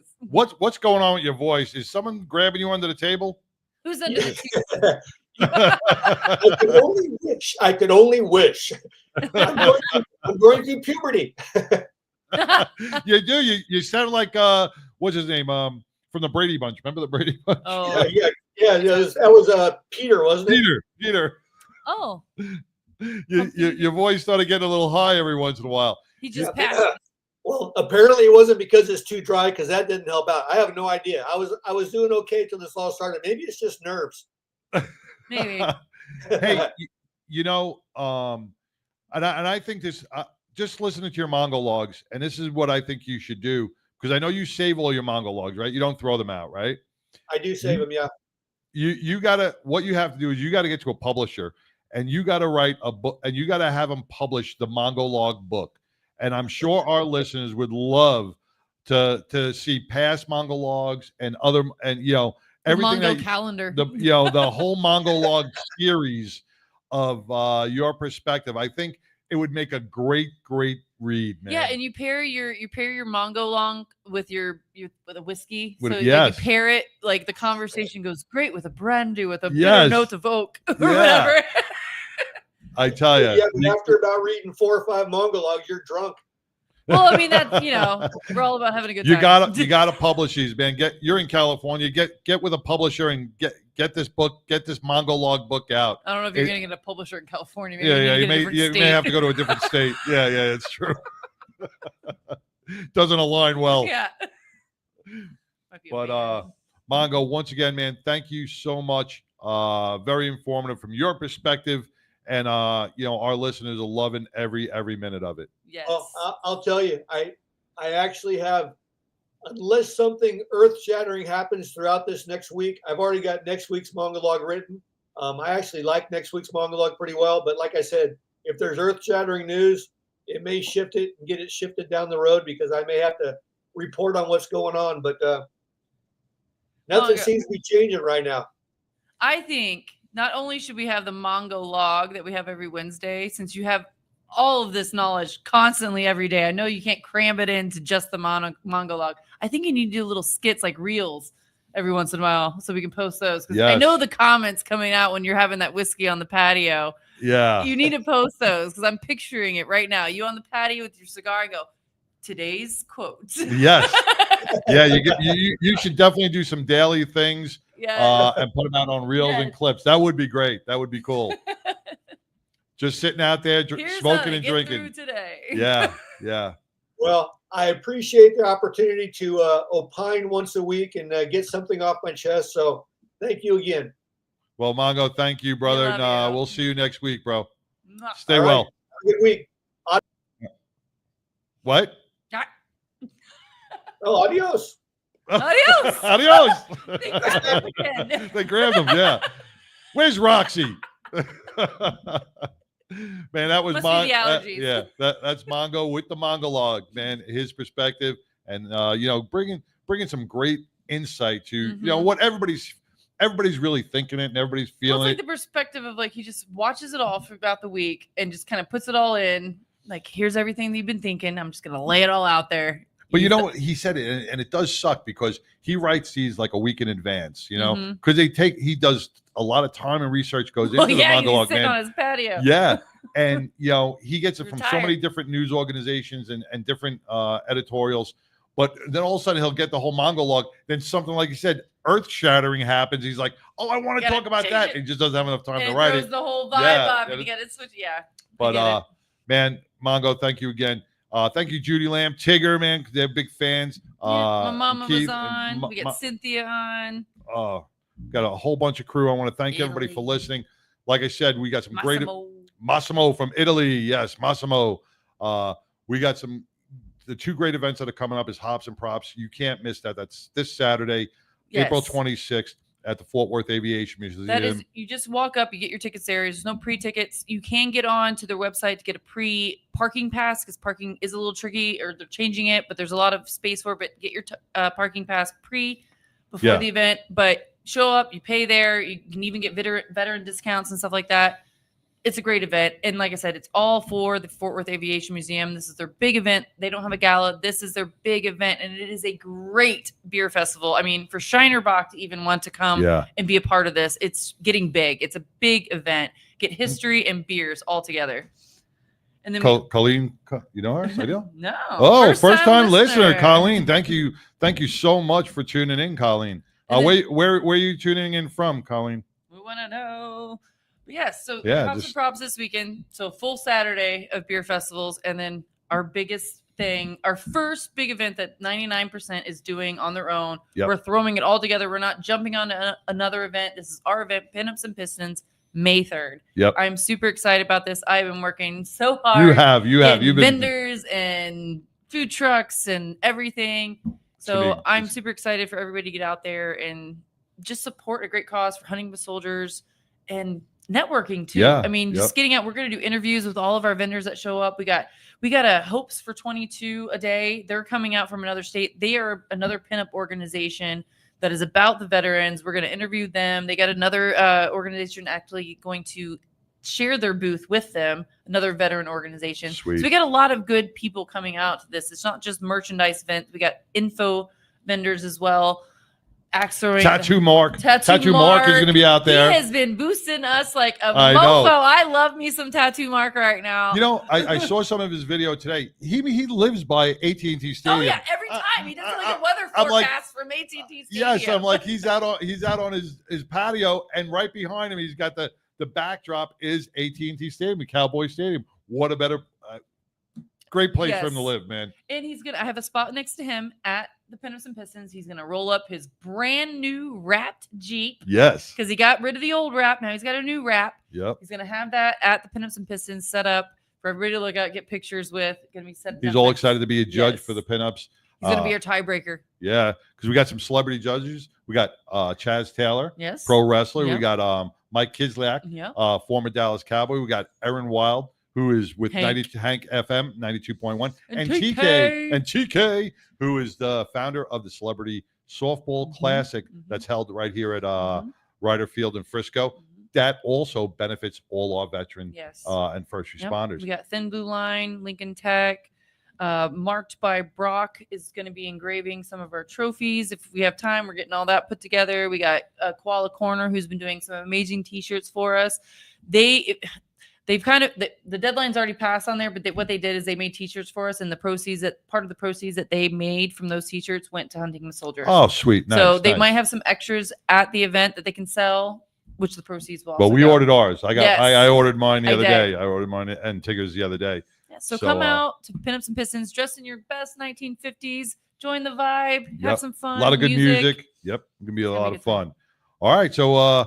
Man, this was another amazing show, and we got some big news that's going to happen after May 7th that we're going to be bringing to you. Big news. But May 7th, think about this. May 7th, mark your calendars, because right here in studio here in Fort Worth, Texas, we are going to team up with Johnny Rizzo and Dawn with Motorcycle Mayhem. They will be in studio. They're coming to Texas. So we're gonna have a blast in studio with those And guys. they're in New York. But where in New York? They're in where? They're in Long Island. They're in They're like, in Long Island. they're Oh, like Queen. No, they're in. Dawn, I think, lives in Queens. So this is Yeah, like Queens. the thick of the thick. Like this Hell is like yeah. New Yorker. Yeah, we're gonna have a big food spread out here for Johnny because Johnny loves to eat, and We got to show him Texas steaks for Johnny hell Steaks. yeah. So don't miss that show. And then maybe we want to come out with us afterwards and meet and greet with Johnny Rizzo from Motorcycle Mayhem after the show. We can definitely Happy do that. hour after the show. Happy hour after the show with Digging Johnny it. Rizzo. All right. So until next week, man, share this show, like the show, subscribe to our YouTube, man. Follow us, share it with a friend because you never know who you may be helping. And if you could be anything in this world, be kind. Peace.